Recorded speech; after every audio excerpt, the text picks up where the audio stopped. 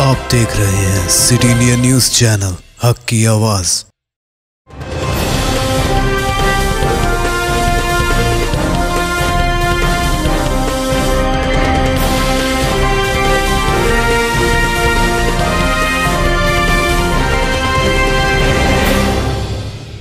अस्सलामुअलैकुम, मैं हूं Sheikh Umar. City India News में आप तमाम का इस्तकबाल है। आइए देखते हैं बैनुल अक़वामी खबरें। सबसे पहले सुनते हैं हदीस शरीफ।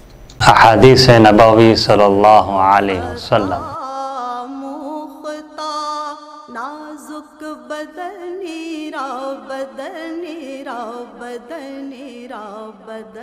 कुल्लु बिदअतिन ज़लालतुन। मुस्लिम शरीफ। हर एक बिदअत गुमराही है।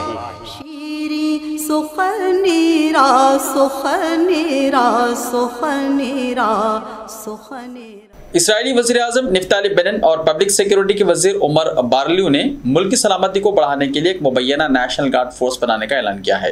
वज़ीर-ए-आज़म के दफ्तर ने दावा किया है कि नेशनल गार्ड इसराइल के दाखिली सलामती और इसराइली शहरियों की ज़ाती हिफाजत को मजबूत करेगा। नई फोर्स बॉर्डर पुलिस MAGAV के हिस्से के तौर पर काम करेगी और वहीं मुतअद्दिद इलाकों में परेशानी और हंगामी सूरत हाल से निपटने के काबिल होगी। गार्ड रिजर्व यूनिट्स और रजाकारों पर मुश्तमिल होगा। एक नई सिक्योरिटी फोर्स की तश्कील बड़ी हद तक मशरक़ी यरूशलेम से मुतअद्दिद फ़लस्तीनी ख़ानदानों को बेदखल करने के इसराइली अदालत के फैसले पर मई 2021 में फ़लस्तीनी फसादात के दौरान सीखे गए तलख़ असबाक़ से मुतासिर है।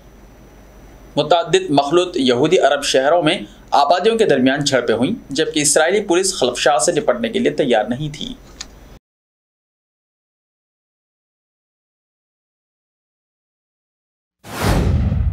अफगानिस्तान में जल्जले से जबरदस्त तबाही। अफगानिस्तान में मंगल और बुध की दरमियानी शब आने वाले जल्जले की वजह से कम 130 अफराद हलाक हो गए हैं।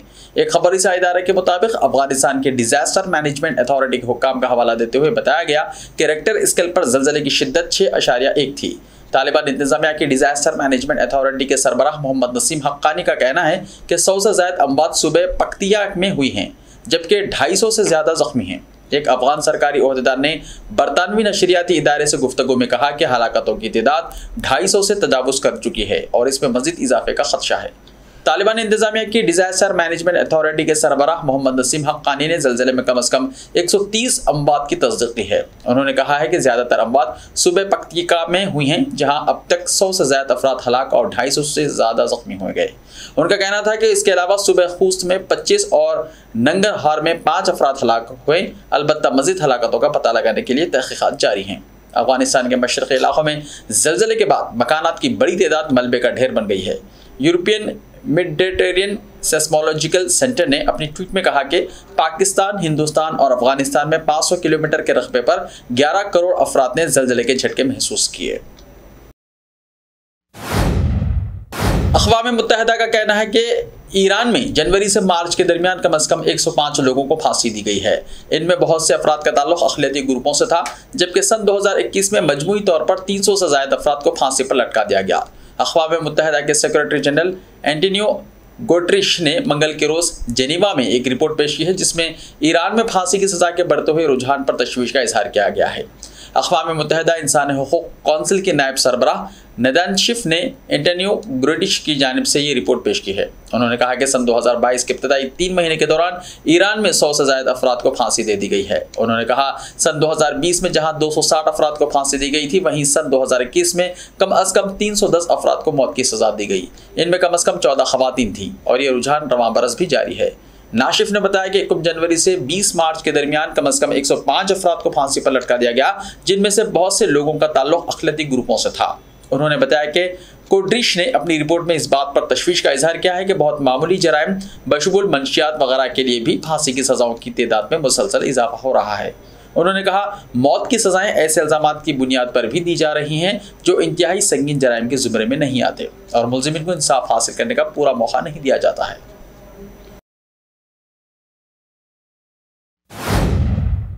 पाकिस्तान इस्लामी ताउन तंजीम OIC के हवाले से अक़वाम मुत्तहिदा में पैगम्बर इस्लाम हज़रत मोहम्मद सल्लल्लाहु तआला अलैहि वसल्लम के ताल्लुक़ से भारत की हुक्मरान जमात BJP के मुअत्तल तर्जुमानों की जानिब से इहानत आमेज़ रिमार्क्स का मामला उठाया है। इसके बाद भारत की जानिब से भी शदीद रद्द-ए-अमल सामने आया है। इत्तलात के मुताबिक अक़वाम मुत्तहिदा में पाकिस्तान के मुस्तक़िल मंदूब मुनीर अकरम ने अक़वाम मुत्तहिदा की जनरल असम्बली के इजलास में OIC के बयान का हवाला देते हुए भारत में पैगम्बर इस्लाम सल्लल्लाहु अलैहि वसल्लम के खिलाफ मुबैना रिमार्क्स का मामला उठाया। उन्होंने भारत की हुक्मरान जमात के बाज़ रहनुमाओं के मुतनाज़ा रिमार्क्स पर तशवीश का इजहार किया। उन्होंने कहा कि इस्लामोफोबिया से मुताल्लिक़ वाक़यात से 1.5 अरब से ज़ायद मुसलमानों के जज्बात मजरूह होते हैं और आज़ादी इजहार के नाम पर इसका गलत इस्तेमाल किया जाता है। उन्होंने भारत में होने वाले वाक़े के साथ साथ स्वीडन में होने वाले मुज़ाहरों और इसी तरह के दीगर वाक़यात का जिक्र किया। उन्होंने कहा कि OIC को ऐसे इश्तियाल अंगेज़ वाक़यात पर तशवीश है।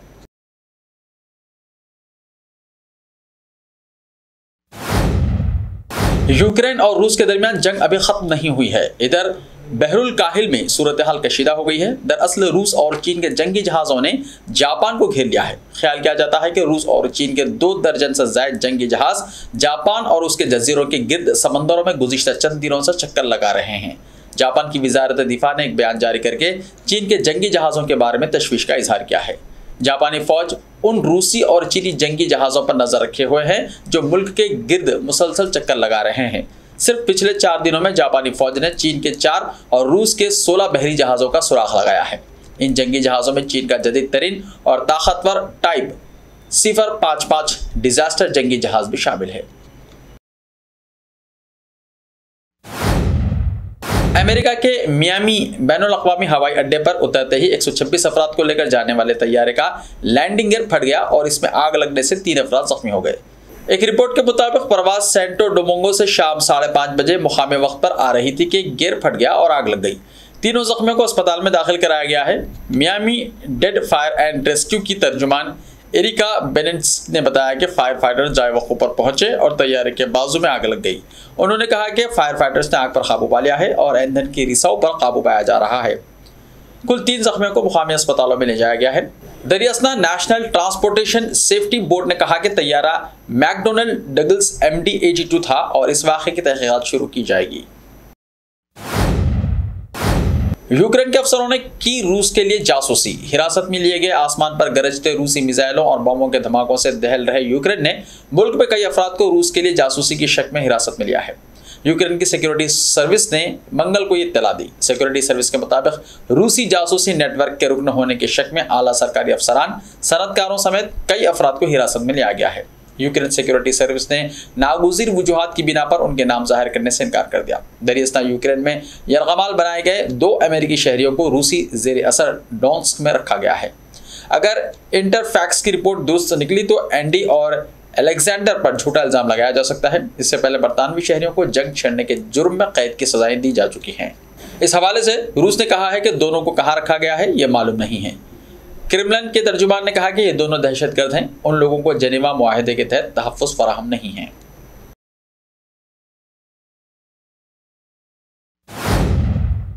ऐसे ही ताज़ा तरीन खबरों के लिए देखते रहिए सिटी इंडिया TV। तो मिलते हैं कल, तब तक के लिए अपना ख्याल रखिए। अल्लाह हाफ़िज़।